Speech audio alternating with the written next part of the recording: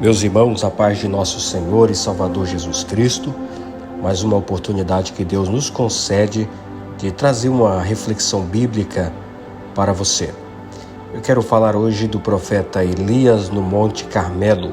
Este monte que em hebraico significa Carmel, jardim, campo fértil ou vinha do Senhor. Segundo a Bíblia, neste local se deu o duelo espiritual entre o profeta Elias e os profetas de Baal. E nessa ocasião, Elias provou aos homens de todo Israel que o Deus de Israel era o verdadeiro Deus e não Baal. Na história narrada pela Bíblia, o Monte Carmelo é citado como local onde Elias desconcertou os profetas de Baal, levando de novo o povo de Israel à obediência ao Senhor. Depois do treinamento é tempo de ação. Elias é enviado de volta ao rei Acabe depois de 3 anos e meio que ele profetizou a seca. No começo, Deus lhe ordenou que se escondesse. Agora, Deus lhe ordena que se mostre. Irmãos, há tempo de se retirar e há tempo de se revelar. Chegou a hora de Elias entrar de novo em cena. Um dos maiores dramas da história de Israel estava prestes a acontecer. Foi para este combate que Deus havia preparado o seu profeta na escola da solidão. Ali em Querite, ele é purificado depois na fornalha, ali em Serepta. E nessa batalha agora, com os demônios, com a potestade, com Baal, Elias vai confrontar o rei Acabe. Elias vai confrontar o povo que estava cocheando, inconstante, indeciso em 2 pensamentos. E Elias vai confrontar os profetas de Baal e Azera, que estava ali, Elias agora escarnecendo de suas crenças vãs e dizendo: mande Baal responder com fogo. Será que ele está viajando, passeando? Elias, irmãos, foi um profeta que ousou denunciar o pecado da nação. Elias, ele trovejou sua voz contra o rei. Ele acusou o rei de promover a idolatria. Ele confrontou aqueles que estavam em cima do muro, cocheando entre 2 pensamentos. Para Elias, irmãos, obediência dividida é tão errado quanto a idolatria. Eu lembro da história de um homem que estava em cima de um muro. De um lado, os anjos de Deus diziam: pula para cá, pula para cá. E do outro lado do muro, os demônios estavam quietos, não falavam nada.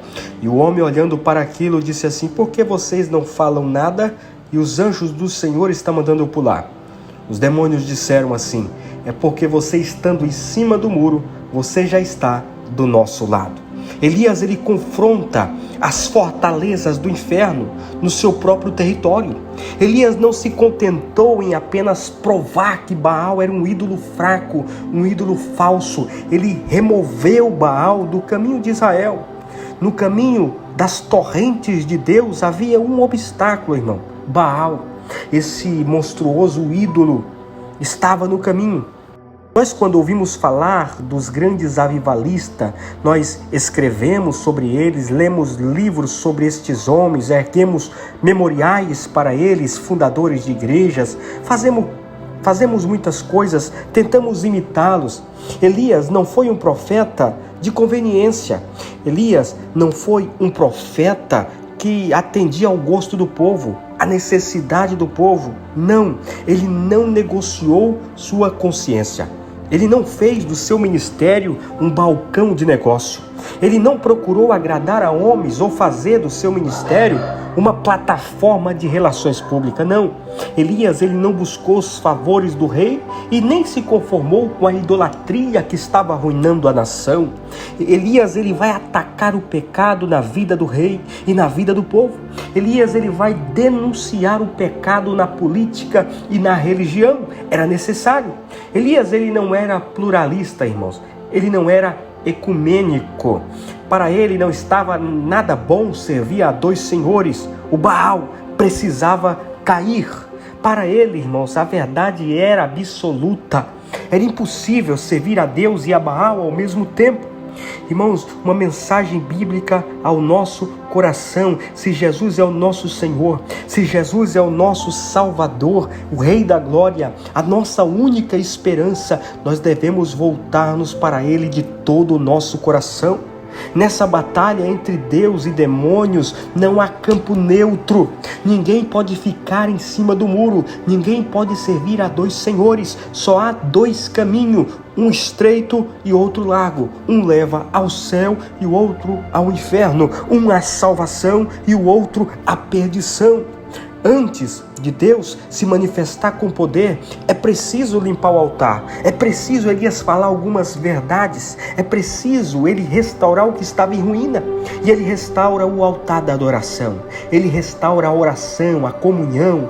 O povo havia, irmãos, abandonado o culto verdadeiro ao Deus dos céus, eles haviam se prostrado diante dos ídolos, as tribos de Israel estavam divididas, o pecado sempre vai dividir, os pecados sempre vai separar as pessoas, vai colocar um contra o outro. Então Elias vai apanhar 12 pedras, significando as 12 tribos de Israel, juntar elas, formar o altar, restaurar a união dos irmãos. E isso é algo belo aos olhos de Deus. Onde há união entre os irmãos, há orvalho do céu descendo. Onde há união, há o óleo do Espírito Santo curando, operando. Se você não se preocupa com seu irmão, com as quedas, com os ferimentos, aleluia, você tem que se preocupar, orar por ele, interceder por ele, porque nós como igreja devemos exortar-nos uns aos outros.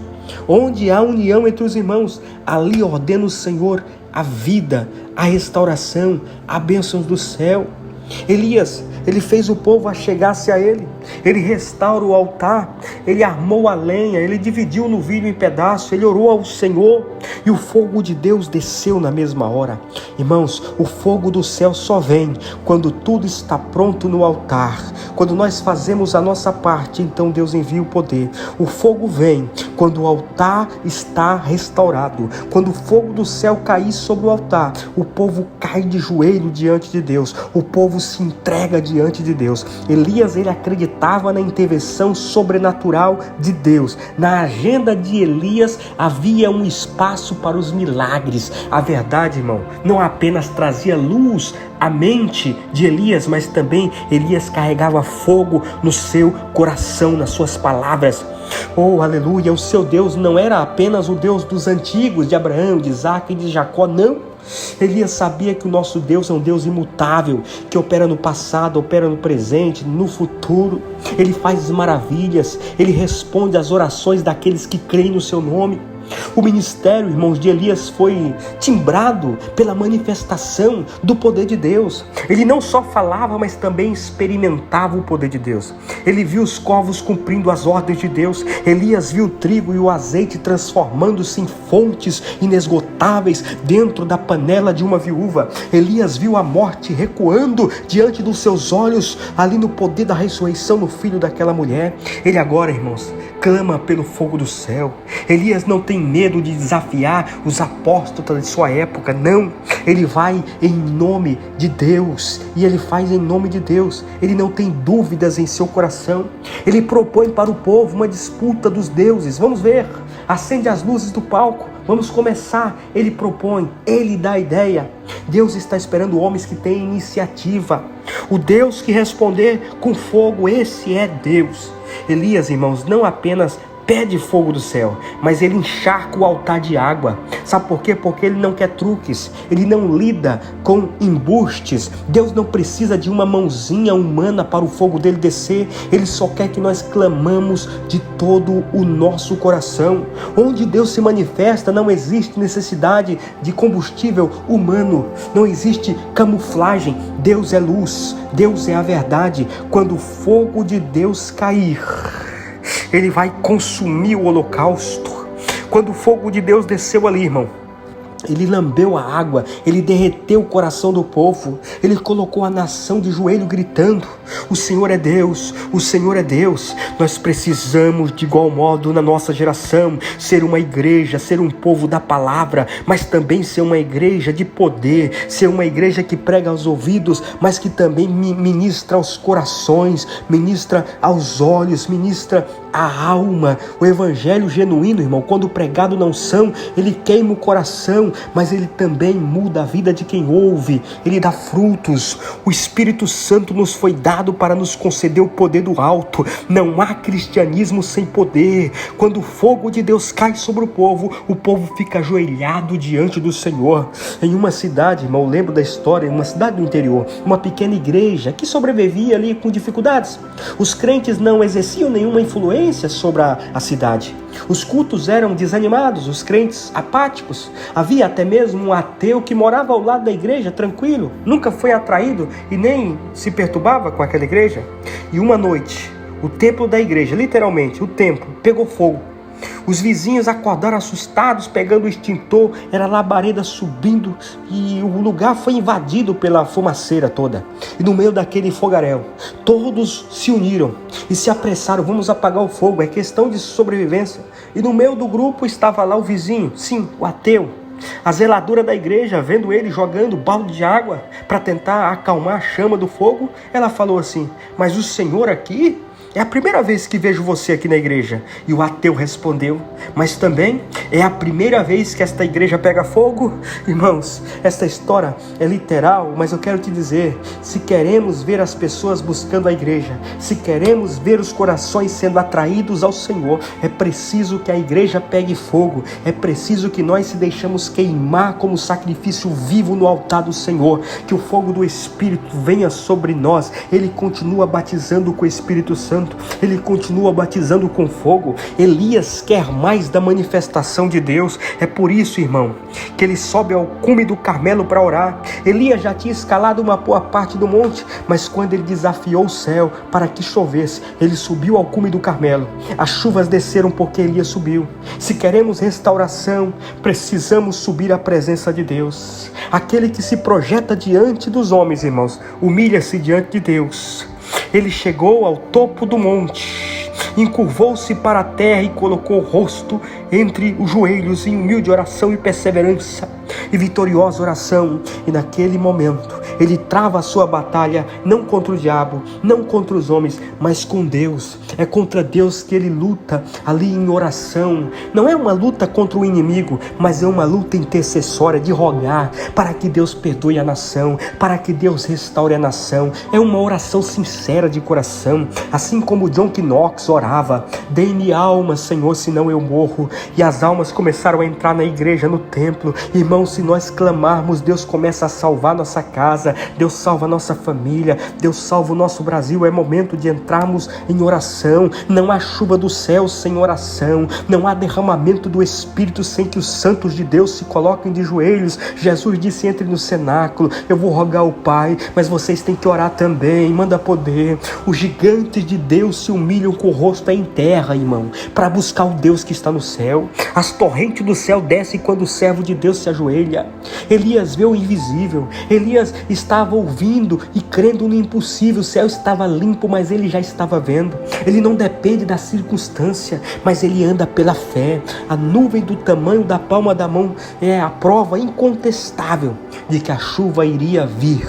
Deus, irmãos, aleluia, é o avivalista da sua própria palavra. O que você prega, Deus faz. O que ele promete, ele cumpre. Quando o homem trabalha, mas quando o homem ora, Deus vai trabalhar.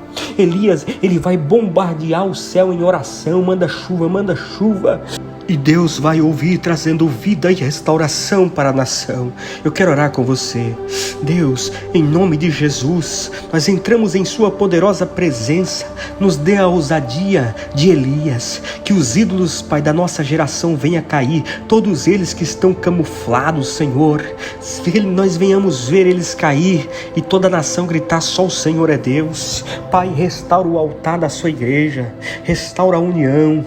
Deus, derrama fogo sobre o teu povo. Levanta, Senhor, intercessores, meu Pai, para orar por esta nação, homens e mulheres de oração, meu Pai. Abençoa, Senhor, a casa, abençoa o casal, abençoa a esposa, esposo. Que nós saibamos, Senhor, orar uns pelos outros, Senhor. Que nós saibamos, Senhor, buscar a tua presença, além de riquezas. Todas as limitações que nós temos, Senhor, o Senhor nos dá força. Que venhamos crescer junto, sendo um caminho para o outro. Que nós saibamos, Senhor, carregar o fardo um do outro, encorajar uns aos outros, crescer sempre no amor mútuo, Senhor. Que sejamos tudo um para o outro. os nossos melhores pensamentos, nossas melhores ações, nosso melhor tempo, as nossas melhores atenções, que nós venhamos encontrar, Pai, a companhia um do outro nessa batalha. Meu Deus, abençoe os nossos filhos, nós queremos agradecer pela vida deles.